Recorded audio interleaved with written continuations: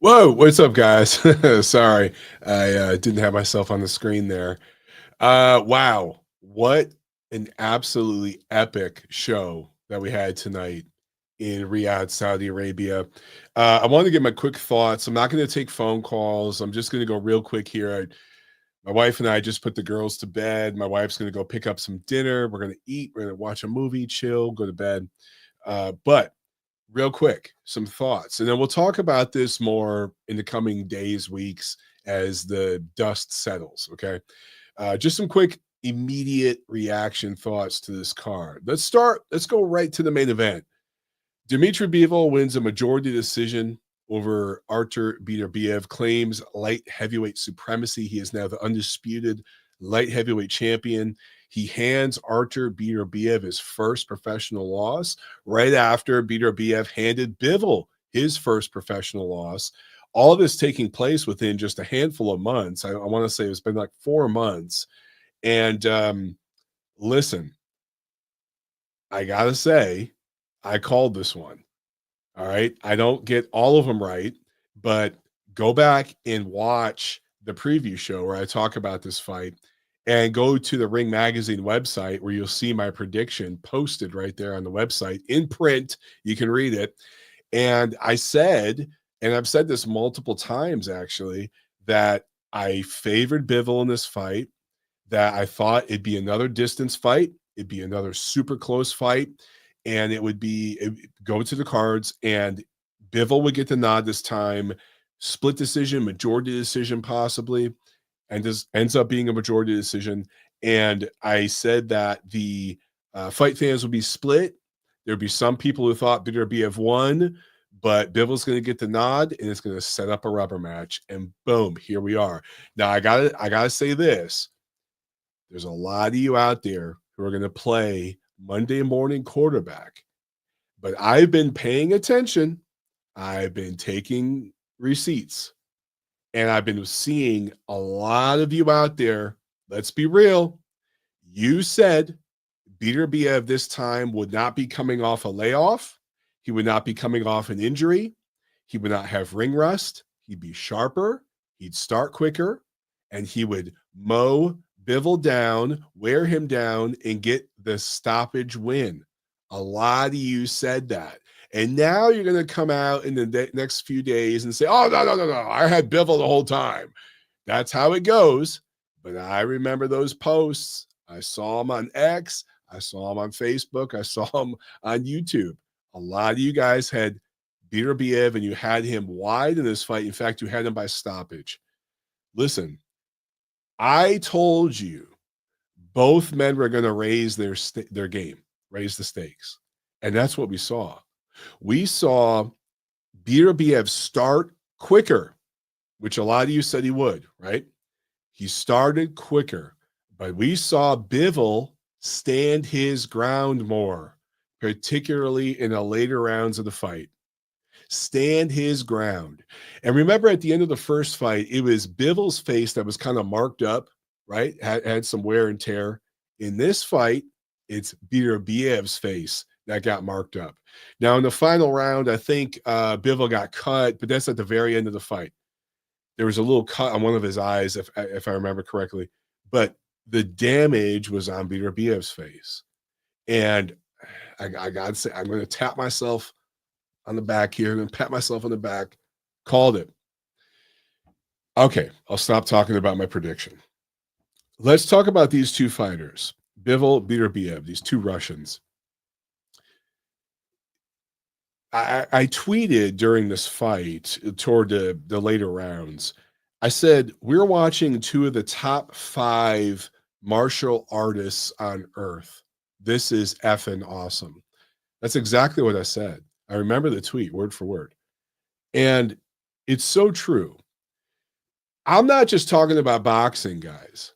I'm talking about all martial arts. Boxing is a martial art, okay? If you don't think it is, then you're dumb. It's one of the most ancient martial arts on earth, and one of the most practical martial arts you could learn as a grown man to help with self-defense and all of it. All fights start off boxing. So I'm looking at boxing, kickboxing, wrestling, Muay Thai, MMA, all these new things. And I'm whacking it all up. And Dmitry Bivol, Artur Beterbiev are two of the top practitioners of their martial art on earth, regardless of martial art. I stand by that. I'll put my life savings on it. They're in the top 10, if not top 5 globally, not just in boxing. And here's where I'm going to get a little bit of flack. I'm going to be called a hater, blah, blah, blah, blah. But guys, this is just the reality of the situation. And this is why these guys make so much more money than every other martial artist.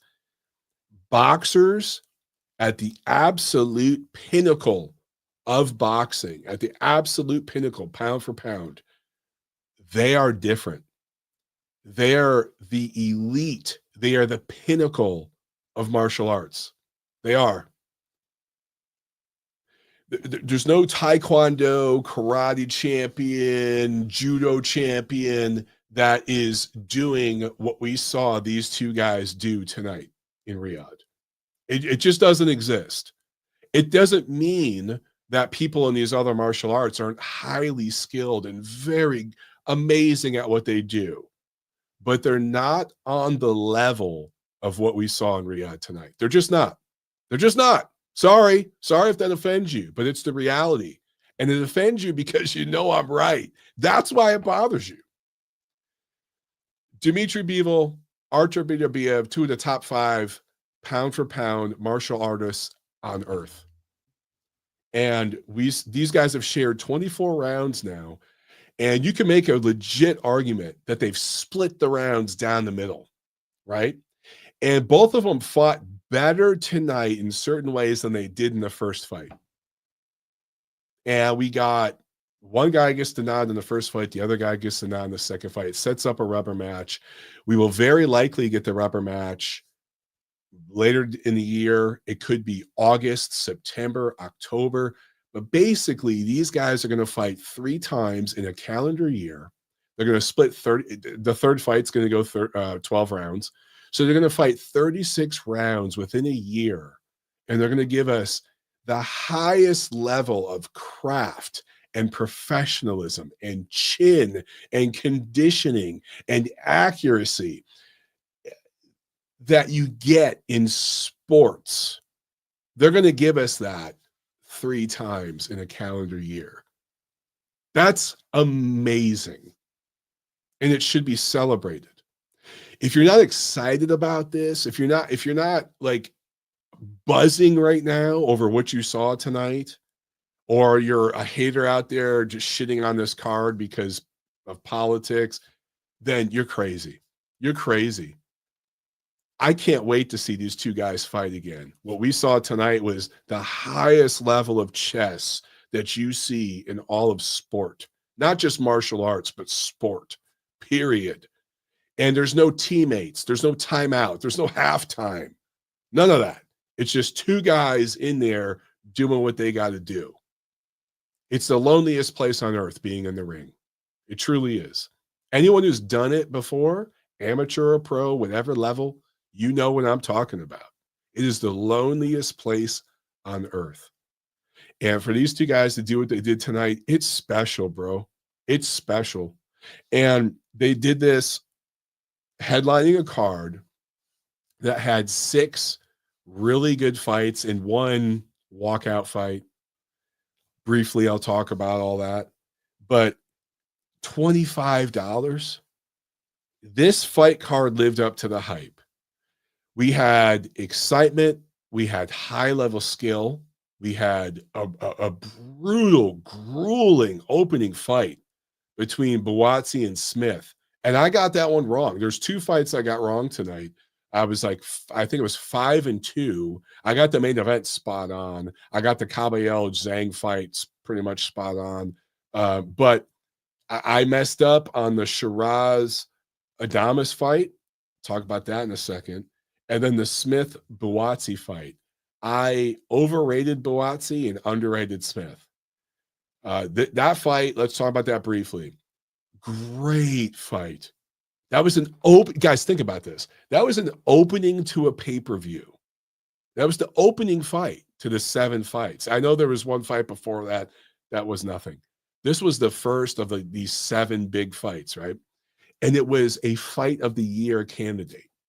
Grueling fight where you saw so much heart and determination from both guys. And Buatsi deserves credit for standing in there and taking the punches from a guy who's a better puncher, a more athletic fighter. Smith is more of an athlete, I'd say, than Buatsi, and stronger guy. And Buatsi stood in there and took those punches and came back and had moments of himself. But I thought Smith was clearly the winner of this fight, and it showed levels. And it's very interesting because Buatsi was an Olympian. This guy went to the Olympics and the amateurs, right? And he went pro pretty late. He was like 24, I think, when he went pro. He's 31 now. Coming in, I was like, oh man, I favor youth over experience.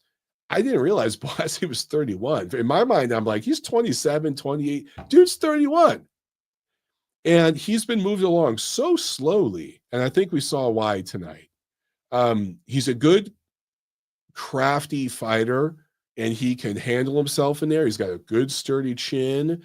He wanted to win this fight, but he did not have the experience or the skills, or I would say the different levels that Smith has. And not that Smith is this special pound for pound level type of guy, but he's been in there with some of the pound for pound best guys in the world.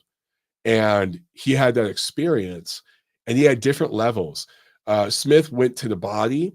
He used the jab at times. He went upstairs and landed a lot of right hands. He really, really blocked a lot of Buatsi's work at times. And now later in the fight, he showed some fatigue, but he battled through it, and he put enough leather on Buatsi to slow him down. I'll give Buatsi this much credit. He was way behind going into the championship rounds, in my opinion. I don't think he had more than 3 rounds of the first 9, but he won the 10th and the 11th. He pushed, and that really made the fight close and interesting. And then Smith, to his credit, responded in the 12th and final round and pulled it out. And I thought he won this fight like 8 rounds to 4, something like that. You could go maybe 7 rounds to 5, sure. But anyone who had this a draw or Buatsi winning, I don't know what you were watching. Buatsi, too much one punch at a time, waited too much. He was countering. He was trying to be cute in there. Smith worked. And you got to give the guy credit who's doing the work. So he won the fight. Kabayel Zhang. Look, Zhang had a couple of moments. He's a big, heavy puncher. He might be the biggest puncher in the sport right now. I'm sorry, at heavyweight, not pound for pound. But he might be the biggest puncher at heavyweight. The guy can punch. He can crack. Big, strong man, right? And he hurt Kabayel a couple of times. He dropped him. But Kabayel, to his credit, what did I talk about in the preview? I said he's got to weather that storm, right? He's going to have to take some heat to get inside, land those body punches. He did that. He weathered the storm, and he beat Zhang up to the body and stopped him. And this is the second stoppage in a row for Kabayel with body punching. You just don't see that at heavyweight. You just don't see it. And I tweeted this during the fight because I noticed something with Kabayel. The reason why his punches are so effective, he doesn't load up. He doesn't cock back and try to really make it a home run punch. He literally just gets his weight down. He sits down, gets his legs and his butt and his core into the punch, pushes with his weight, and just lets his hands move. Relaxed, loose, fluid. He doesn't load up, just kind of touches. But he's still 240 pounds himself, and he knows how to put his weight behind those touches, and there's an accumulative effect, particularly when you're going down to the body against a 41, 42-year-old fighter. So great game plan. And what did I tell you guys? Second half of the fight, he can take over and he can run it down the stretch with the body punches, and that's exactly what happened. So wasn't surprised at all with that result. I was impressed. And again, Zhang had his moments. He had his moments. But Kabayel really wanted that fight. And he showed that he's a legit top 5 heavyweight right now. I'd love to see like Kabayel in there against a guy like Dubois. That would be such a fun fight, dude. That would be so much fun. I know we probably won't get something like that, but man, that'd be fun to watch. Okay, what else? What am I? Hamza Shiraz, Carlos Adamas. I picked Shiraz. I bought into the hype, and I thought he's going to get in there and have some rough moments early on, learn on the job, but then the second half of the fight, his size, his length, he's so much taller and longer than Adamas. He's younger, he's fresher. He's going to just start dropping down those right hands with leverage, right? Because he's so much taller. It's like throwing him downhill, and he's going to get Adamas out of there. That was my thoughts. Didn't happen. This was the one real shit stain on this card. This card was great, but I'm sorry. Carlos Adamas won this fight. I don't know how the hell you could possibly score this for Shiraz. I don't know how you could have it a draw. I don't know how you could give Shiraz more than 3 or 4 rounds in this fight. He didn't do shit. There was a few moments where he landed a couple of decent shots, backed Adamas up, whatever, but at no moment in this fight did I feel Shiraz was in control. Every single round, all 12 rounds of this fight, it was Adamas fighting his fight and Shiraz fighting Adamas's fight. That's what I saw. And I'm sorry, I gotta get a little political here. You have a young guy came in with all the hype. The UK boxing scene needs their next big star, right? They need the next Anthony Joshua. Shiraz checks a lot of boxes, looks the part, good on the mic, good looking kid. All these demographically, London, Hamza Shiraz is pretty much what you see in London. So all of that's there, right? And then he's fighting in Saudi Arabia, Turkey al-Sheikh. It's a majority Muslim crowd, Muslim commission, Muslim fighter. Do the math. You have a black Hispanic guy coming in, was supposed to lose, and he gets in there and, in my opinion, takes the fight to Shiraz and gets absolutely fucking robbed on the scorecards. That was an atrocity and an injustice. Carlos Adamas won that fight. And there were a lot of people coming into this fight hyping Shiraz really, really highly, right? And Ring Magazine bought into it. I'm looking at the ratings right now and going into this fight. Ring Magazine has Janibek Alimkhanoglu number 1 middleweight, and they have Shiraz. We have Shiraz number 2, and we have Adamas number 3. I'm going to make a big stink tomorrow when we have our conversation with the Ring ratings panel. And I'm going to say, I don't know if Shiraz is a top 10 middleweight. I don't know if he's the top 10 middleweight. That division is so weak right now that perhaps he is, because it's such a weak division, but he's not a top 5 middleweight.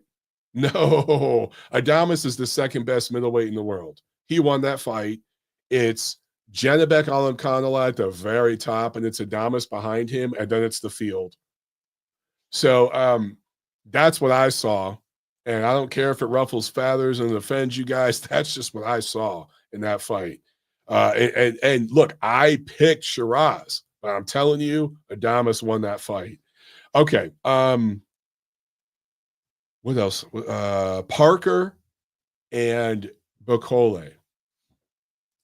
So Bacole didn't land until like this morning, Had like 3 connecting flights. It was crazy, right? He finally gets to Riyadh like literally this morning. Shows up in the ring, has some decent moments, put some leather on Parker in the first round and a half. And then Parker lands this roundhouse right to the top of the head that scrambles Bacole's brain and throws his equilibrium off. He falls to the ground, to the canvas. And the ref stops it immediately. I do think it was a slightly premature stoppage. I think he could have let him try to continue. Give him 10 seconds. Give him a count. Like as soon as Bacole got up, the ref just stopped it.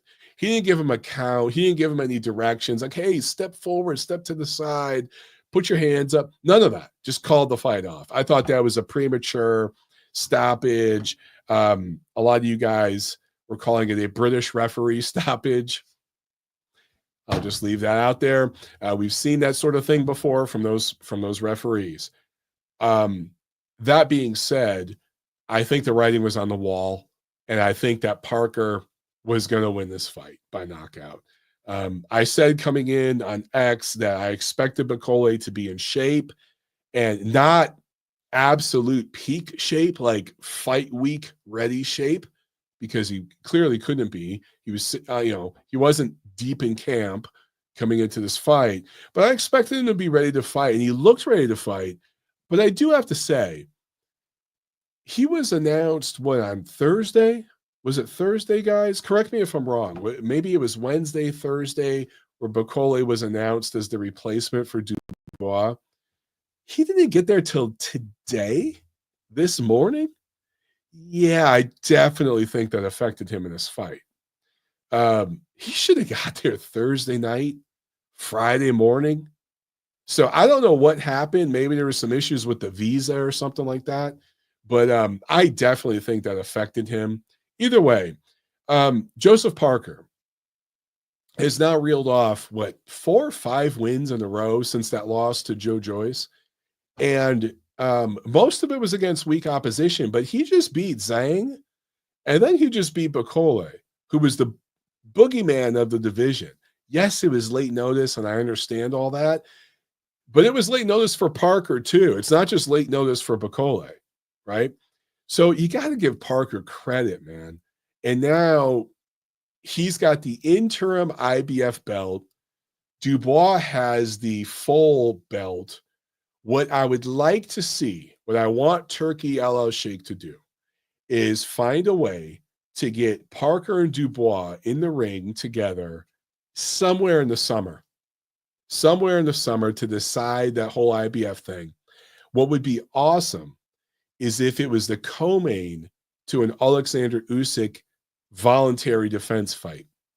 Get Usyk in there against the top 20 guy as a voluntary defense, and then in the co-main, let's see Parker and Dubois fight to determine who's going to be the IBF champ to challenge the real champion, Alexander Usyk, late this year, November, December, something like that. That's what I hope we can see. And Turki Al Sheikh has the money, the resources to make that happen. So I hope that's what we get. For Bacole, he was set up to fight F.A. Ajagba in May for an IBF eliminator. Coming off a knockout loss like this, I can't see the IBF allowing that to go forward. So I don't know what happens here. He was going to fight Ajagba, like I said, in May. Even if that fight still goes forward, I don't see how that can still be an eliminator. You just had a big knockout loss to the interim title holder. I hope the IBF does the right thing here and resorts things with their top 10. So we'll see what happens. Shakur Stevenson versus, I apologize, I can't even remember the kid's name that he fought. I want to say it went 9 rounds, right? Fight shouldn't have went past 4 or 5 rounds. I said yesterday in my preview show that if it goes past 4 or 5 rounds, that's a really bad look for Shakur Stevenson. He is in a very unique spot because he is a guy that literally dominates every second of every fight he's in, right? So let's contrast Shakur Stevenson with Gervonta Davis, who's the other light heavyweight guy right now of the young Americans, right? Gervonta Davis looks vulnerable at times. He loses rounds. He gets touched up. His face gets marked up. He gets punched, right? His defense has holes in it. He will take a punch to land a punch, but he's very entertaining to watch. And in the end, most of the time, he gets his opponents out of there. Is he in there against guys that are showcase level opponents, B-level guys that are bringing up in weight? Yes. That's all true. But he does his part. It's like an actor, hitting their mark and saying their lines. That's what Tank Davis does, right? Yes, there's a script set up for him, whatever, but he says his lines, he delivers them to camera, it works. That's Tank Davis. Shakur Stevenson, on the other hand, doesn't lose a minute of a round. The guy's dominant. He's dominant. He wins every second of every round of every fight. He fights it. But he's so dull to watch. And this is the entertainment business. He did not win any fans tonight. In fact, even though he literally dominated every second of this fight against a replacement opponent, he literally dominated every second. I just talked about Joseph Parker and Martin Bacole. Joseph Parker ate some punches. Bacole had some moments in that opening round. He landed some shots. And Parker had to stand in there and take those punches before he landed his knockout punch. But he landed the knockout punch. And he got his guy out of there in 2 rounds. Meanwhile, Shakur Stevenson touches his guy, touch, pot shot, goes to the body and gets a mercy corner stoppage in 9 rounds against a guy who came in with 4 knockouts. Most of this kid's resume was 4 and 6 round fights. He'd only had 2 or 3 10-round fights. He was nowhere near ready for this fight, right? Even a completely out of shape jet lag Martin Bacole was still a much better opponent than the kid Shakur Stevenson fought. And you see what Joseph Parker did with his opponent, and you see what Shakur Stevenson did with his opponent. That is why that kid is going to really struggle to get the big fights. Nobody wants to watch him. Sorry, it's just the reality. All right, let me go to, I saw a super chat. Let me hit this up real quick. Super chat from my man Trent. He said, Liam Smith, Aaron McKenna in April. Who you got, Mike? Ooh, interesting. I'm gonna go with Smith. I got Smith brothers fever right now. I'm gonna take Smith in that fight. I think that listen, the Smith brothers, Callum Smith is the best of them, but they are true professionals. They really are. Win, lose, or draw. And I'm going to give Liam Smith the nod there. So, okay. Am I missing any fights? I feel like I might be missing one of the fights. I got Buatsi and Smith. I got Kabayel Zhang. I got Shiraz and Adamas. I got Shakur. I got Parker. And I got the main event. But what am I missing? There's a fight I'm missing here, guys. Help me out, please. Madrimov, Ortiz. Okay, let me close out on this. This fight, we had 3 like really good, interesting fights, right? And then we get Madrimov, Ortiz. And early on, Ortiz was kind of just standing with his high guard and stalking forward, but he wasn't throwing any punches. And he was letting Madrimov just move around and do his side-to-side thing and punch on the move, which Madrimov can do. And I thought he gave up several of those early rounds, just standing there. And I was like, I tweeted about this. I was like, this is boring as shit. These two guys are kind of neutralizing each other. And I worried about that coming in. I forgot to talk about it on the show, but it was something I was thinking about. These two guys could like really neutralize each other, and this could turn into a boring technical fight. And we saw that through the first like 3, 4, 5 rounds. But then Ortiz started letting his hands go.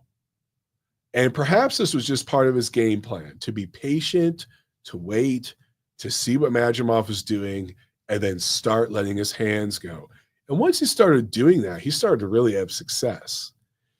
On my preview show yesterday, I told you guys that looking at these two fighters, Ortiz does more things. He has more tangibles, more levels that translate to the professional fight game more so than Madrimov, who I believe has more of an amateur style. Bounce around the outside, score points, get away. In a professional fight, the guy who's stalking, coming forward, throwing body punches, forcing the fight, forcing the action, applying the pressure, that guy is going to win the rounds over a guy who's bouncing around the outside like a gnat and just touching and moving. Now, to Madrimov's credit, later in the fight, he did start to sit down and sit in the pocket and throw some hard punches and try to back Ortiz up. And he started really, really fighting like a pro.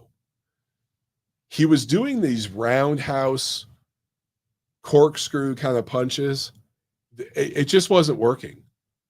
Ortiz has the high guard, right? He's out here with his guard.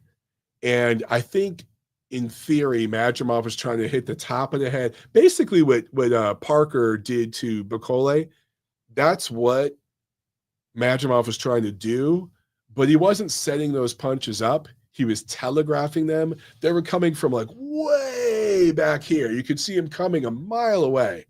And Ortiz was just catching them. Now, there was some residual effect that got through. You saw, or at the end of the fight, Madrimov's face looked totally clean, and Ortiz's face was beat up and red. A lot of that's just genetics, though. Ortiz is just the kind of guy that kind of swells up in a fight. It's just it's just his genetics. You know, that's just a genetic thing. Some guys that happens, some guys it doesn't.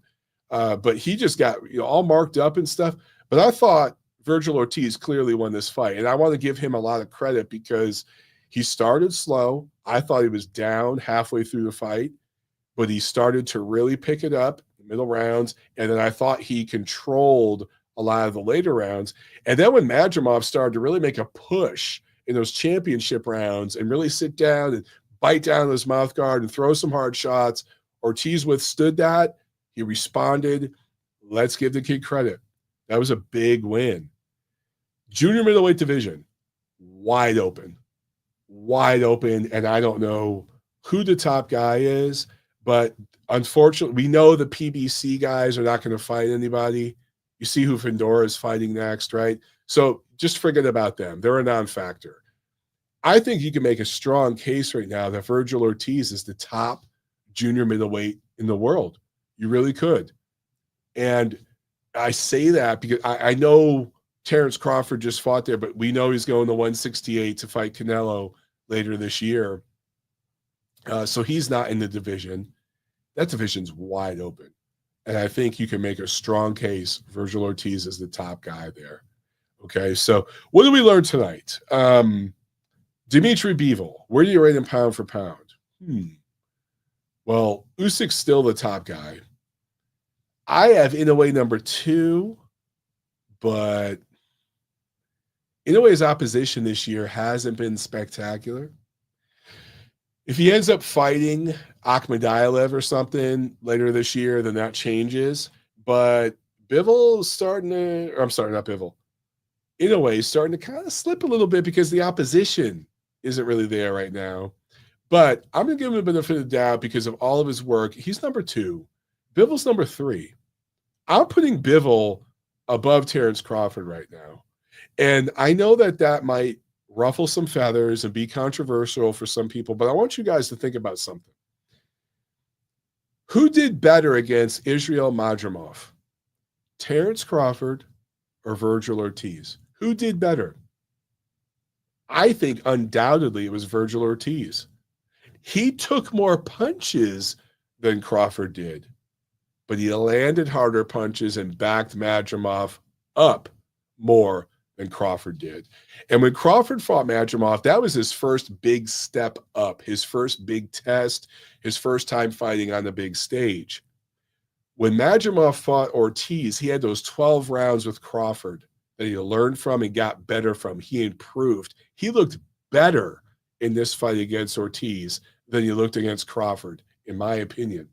And Ortiz beat him in more decisive fashion, in my opinion. So I rate Ortiz higher at junior middleweight than I would rate Crawford. And so for me, Crawford has fought once a year for the last 5 years. Opposition hasn't necessarily been up there with the other guys. He's down a peg. I got number 1 Usyk, number 2 Inoue, number 3 Bivol. If you got Bivol number 2 and Inoue number 3, I ain't mad at you. And then number 4, you can make a case for Beterbiev. And then Crawford 5. But if you got Crawford 4 and Beterbiev 5, I'm good with that. I'm good with that. And then after that, top 5, then it's Junto Nakatani, Bam Rodriguez, and then go from there. But the top 5, I think, is pretty solid. It's still Usyk, Inoue, Bivol, Beterbiev, Crawford. It's just the order is kind of shifting a little bit, in my opinion. That's the way I see it. Okay, let's see here. Let's see what Hamed says. Hamed says, Mike, I thought Beterbiev started quicker, but he also faded middle round. Still had it 6-6. Not sure about the 8-4 scorecard. Beterbiev round 6. That judge had 7-5. Would have been a draw. Yeah, Hamed, that's just not the fight I saw. I thought Bivol won this fight. I don't know. I can't see a draw. I mean, look, you're not alone. There's a lot of people that agree with you out there. I thought Bivol won the fight. I really do. Let's see. Gail. What's up, Gail? She says, where do you put Benavidez? Didn't hear his name. Great question. Benavidez, to me, is out of the mix because of his promotion. I don't think they want to fight Beterbiev or Bivol. That's the history of that promotion. I really can't take them seriously. He has talked recently about moving up to cruiserweight, fighting Jake Paul. I don't know what to think about Benavidez. But right now, he's basically got to sit. Even if he did want to fight Bivol, Beterbiev, he's got to sit and wait in line because the world's going to want to see a rubber match between those two. So Benavidez can wait in line. I hope he stays active. I hope he calls out the winner of the rubber match between those two. But I'm not so sure that's going to happen. In recent interviews, he said he doesn't want to go to Riyadh. He doesn't want to do listen, I don't want to get into this anti-PBC thing because I'm not about that, but there's a track record there. And yeah, I think that I don't expect him to fight those guys. King KO says Bud has no shot against Canelo. King KO, I disagree. My early gut feel is Crawford points in that fight, but we shall see. Hamed says, I've seen people remove Beterbiev from the pound-for-pound top 10. That's just stupid, Hamed. Anyone doing that is a moron. Trent Nonpareil says, Benavidez versus Smith next. That would be interesting. I'd like to see it. I would favor Benavidez because of where he's at in his career, but that's the type of matchmaking that promotion likes to do, and I could see that fight happening. I really could. And I'd like to see it.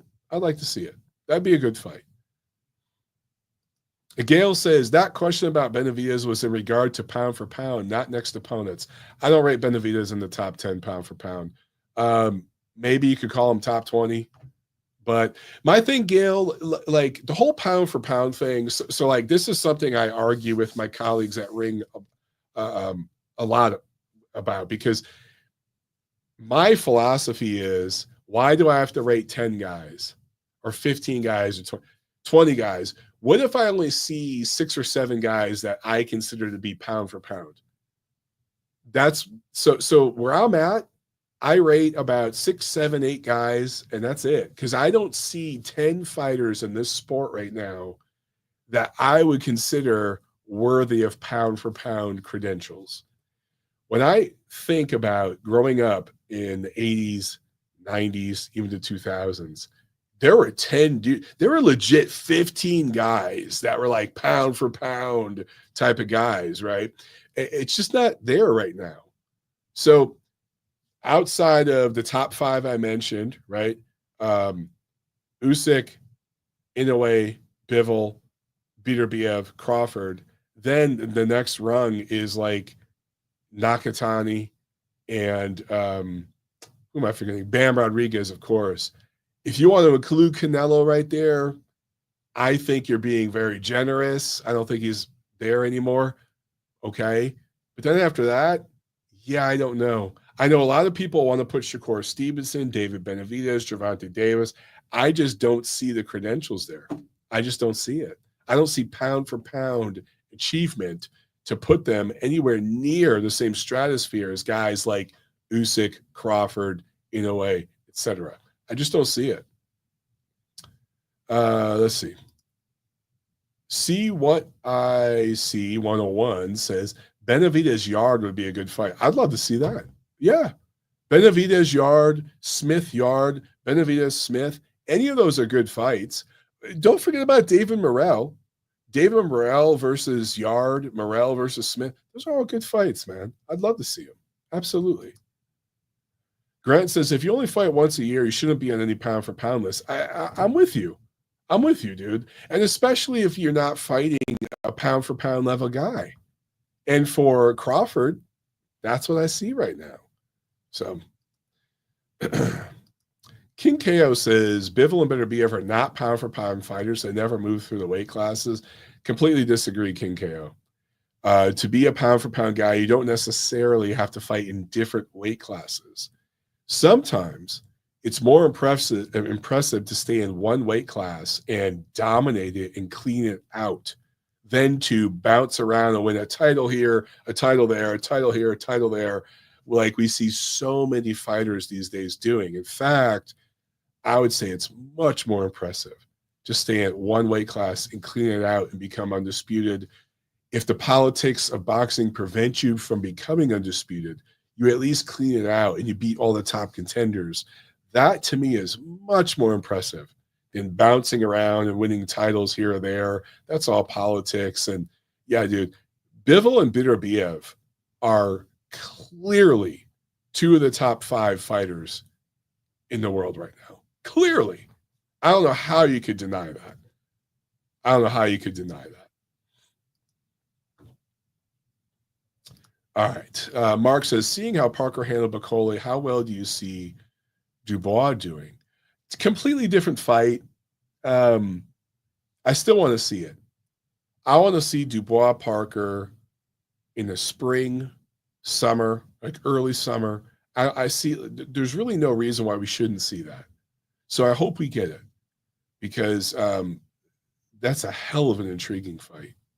And Parker just got some work in. He got some rounds, right? Dubois didn't. So that favors Parker going into that fight. But completely different style and everything else. So we'll see. But I hope we get it.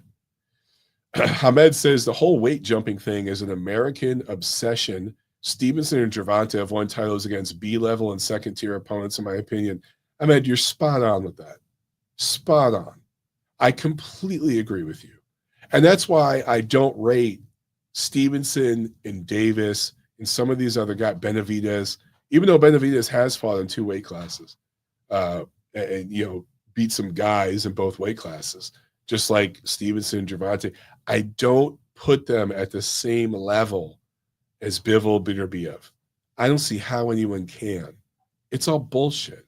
The titles that those guys won, particularly Gervonta Davis, it's just made up nonsense. So that's where I see it. And you're right. It is an American boxing. It's not only American boxers, but you do see them taking advantage of it more so, particularly with one particular promotion. It is what it is. Okay, guys. Last comment here from DB Boxing Fan. Pound for pound is about skill, not changing weight. 100% agree. All right, guys. We'll talk more about this later on. I just wanted to get some initial thoughts out there. Hope you guys enjoyed it. Hope you enjoyed the fight. What a fight card. This lived up to the hype. We had a robbery. We had a stinker. But other than that, great card. Great card. All right, guys. Enjoy the rest of your weekend. We'll wrap it. We'll talk more soon. Peace. What do you say?